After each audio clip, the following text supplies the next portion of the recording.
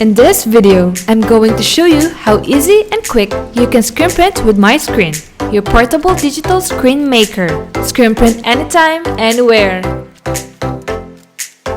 Put adhesive tape on all sides of your frame.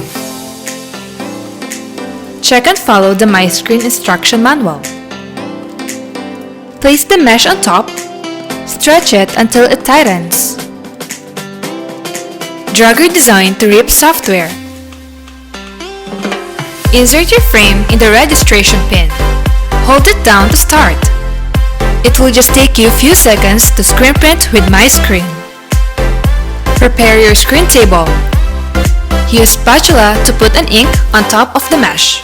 Then spread the ink to your design using squeegee. Use blower dryer for the puffing to emboss out. And you're done!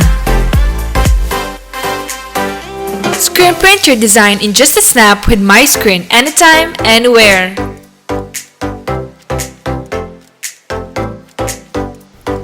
For more information and more informative videos like this, like and subscribe to our YouTube channel.